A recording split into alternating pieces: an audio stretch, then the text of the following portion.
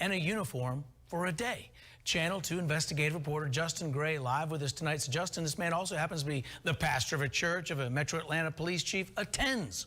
Well, Justin, normally it is police who call us when there is a police impersonator out there. It's a serious and dangerous situation, someone pretending to be a law enforcement officer. But in this case, it was the police chief himself who handed over the keys to that police cruiser.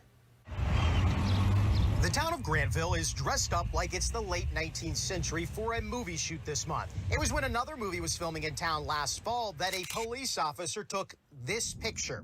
A man stopping and directing traffic with a Grantville police cruiser, blue lights on. He's wearing what looks like a uniform with a badge and a gun holstered around his waist.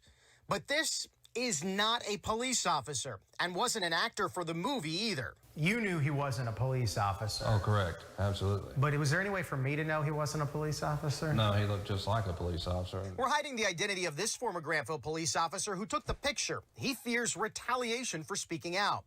The man in the photo is TJ Boyd, a pastor in town, also the police chaplain, not a police officer. He has no law enforcement training or certification. Everything about this is concerning. Mike Ayers runs Georgia Post, the state organization that certifies and disciplines police officers. What did you think when you first saw that picture? When I first saw it, there was no doubt he looked like a police officer. And, and my initial thought was, this is a problem.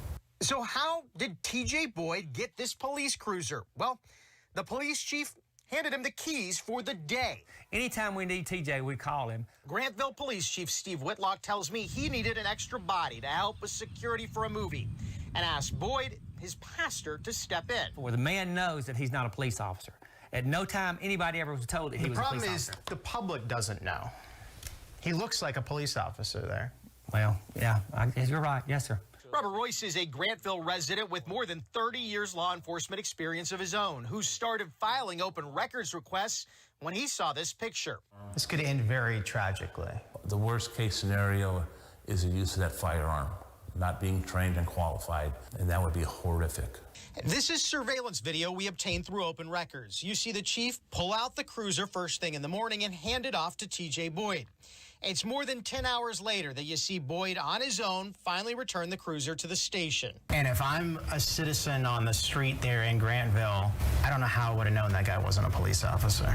I think that you make a very valid point. In this particular situation, I think that we're fortunate that nothing bad happened. But Grantville Police Chief Steve Whitlock says he still does not see anything wrong here. I mean, can you see where there'd be confusion here? Yes, sir. Yes, sir, I do.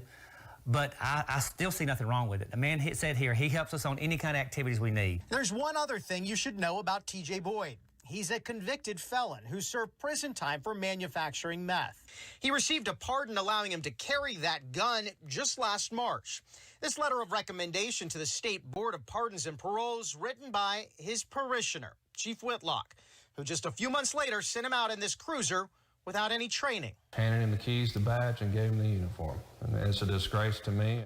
Did you tell the chief this should not happen again going forward? Yes, sir. We told him that the optics of this was very bad. And how did he respond? He was very positive about that. Post told us that Whitlock apologized and told them it would not happen again.